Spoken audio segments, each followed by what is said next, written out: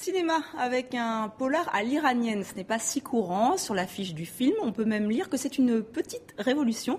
Nader Oumayoun, bonjour. Bonjour. Alors vous êtes l'auteur de ce long métrage, votre premier long métrage. Oui. Vous êtes aussi le scénariste et le producteur. Le producteur, voilà, c'est pas mal. C'est un peu comme ça aujourd'hui, peut-être pour les premiers films, il faut vraiment faire ses preuves. Et tourner un film en Iran, c'est déjà pas évident. Alors si vous cherchez des partenaires français, c'est pas évident non plus. Donc voilà, on s'est lancé avec 2 amis. Et alors donc ce premier film s'intitule Téhéran, car Téhéran c'est vraiment le personnage principal de ce polar. De ce polar, absolument. C'était le décor, en tout cas au début. On voulait vraiment faire un film à Téhéran.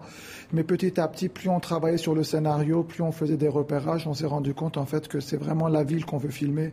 Et que les personnages, en fait, étaient des objets dans cette ville. Et justement, c'est ça qui est aussi intéressant. C'est vrai qu'on parle beaucoup de l'Iran avec l'actualité, notamment sur TV5 Monde, mais dans le monde entier. Et là, vous nous donnez un autre regard sur cette ville qu'on connaît peu, finalement, cette ville tentaculaire, qui est aussi une jungle urbaine pour ses habitants les plus pauvres. On regarde tout de suite la bande-annonce de Téhéran.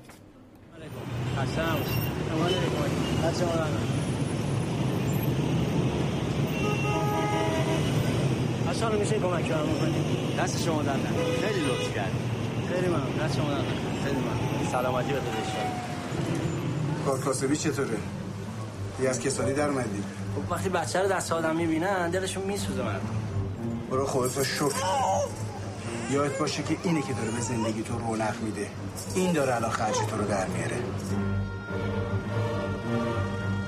بچه کو Et où est le bébé, justement? Alors ce bébé qu'il a loué, en fait, le personnage d'Ibrahim, qui est le personnage central du film, disparaît et ses ennuis commencent.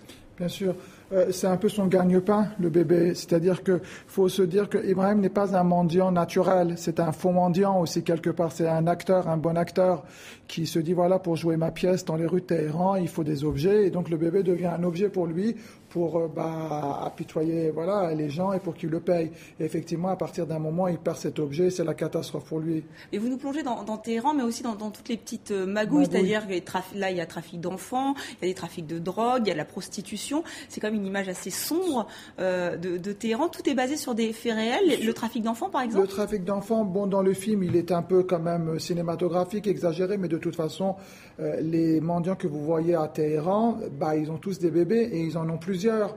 Et alors, c'est pas possible d'avoir 3 bébés en même temps, d'âges différents. Bref, il y a ce trafic-là. Il y a une entraide peut-être entre les mendiants. Il y a peut-être des petits caïds qui louent des bébés à des mendiants. Bref, tout ça quand même existe. Effectivement, cette société dont on parle, cette société parallèle, ces trafics et tout ça, elle existe depuis 30 ans. Je veux dire, je n'ai rien inventé. Sauf que ce qui est très différent quand on voit un film comme Téhéran, c'est qu'on pense en fait que le peuple iranien est un peuple unibloc, en fait, qui se ressemblent tous et qui sont tous derrière le gouvernement. Or, c'est pas ça. Moi, je veux dire, en Iran, il y a des prostituées. C'est le plus vieux métier du monde. Je ne vois pas pourquoi il n'y en ait pas en Iran. Donc, elles existent. Les gens doivent survivre. Les gens ont envie de boire. Voilà, donc il y a un trafic d'alcool, les gens ont envie de fumer, donc il y a un trafic d'opium. Tout ça existe quand même dans la société iranienne. Mais alors justement, quand on voit le film, on se demande comment vous avez pu le tourner, parce que c'est pas une très belle image. C'est pas une très belle image, non. Mais bon, moi déjà, je suis parti sur le parti pris vraiment d'être très fidèle et d'être très proche de la réalité. C'est-à-dire que si on m'accuse un jour en me disant vous avez inventé des choses, il n'y a aucune preuve. Rien n'a été inventé dans ce film.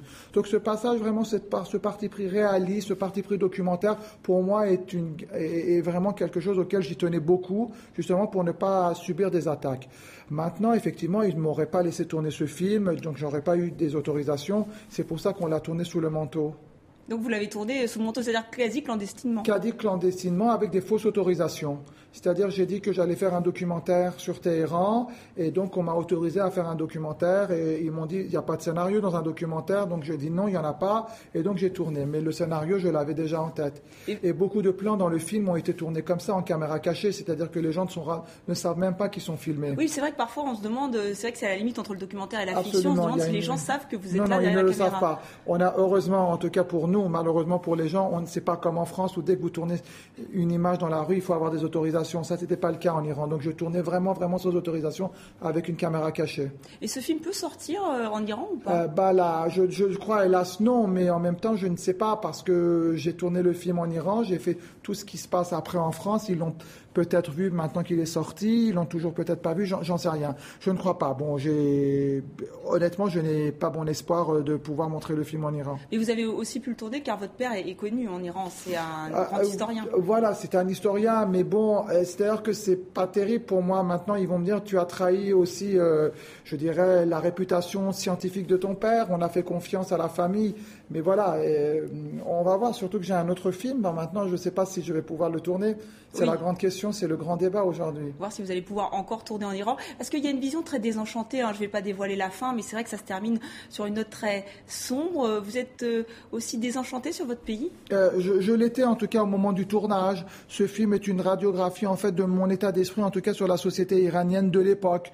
Elle ne correspond plus du tout peut-être, et heureusement, à l'Iran d'aujourd'hui. C'est-à-dire que c'était avant juste avant, c'est 3-4 mois avant les élections présidentielles, où j'avais quand même l'impression qu'on recevait beaucoup de coups, qu'on acceptait pas mal de choses et qu'on ne réagissait pas.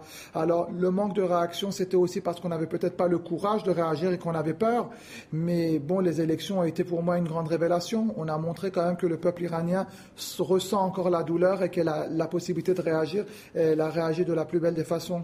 Et là, un grand réalisateur iranien est invité au Festival de Cannes pour être dans le jury. C'est Jafar Panahi, en fait, qui a été arrêté il y a 40 jours maintenant. Et voilà, il est toujours en prison. Le Festival de Cannes a fait un beau geste, en fait, en l'invitant, en mettant la pression, en fait, sur le régime pour la libération. C'est quand même un cinéaste ultra connu, très primé. Maintenant, on va voir comment ils vont réagir et est-ce qu'ils le libéreront avant Cannes. Cannes, c'est dans 20 jours. Voilà, on espère qu'ils vont libérer ce grand cinéaste iranien. Et merci beaucoup d'être venu sur le plateau de TV5 Monde. Et on peut voir donc Téhéran, ce polar à l'iranienne, sur tous les écrans français. Et je vous invite vraiment à voir ce très beau film. Merci beaucoup Nader Omayoun d'être venu sur le plateau de TV5 Monde. Et c'est la fin de ce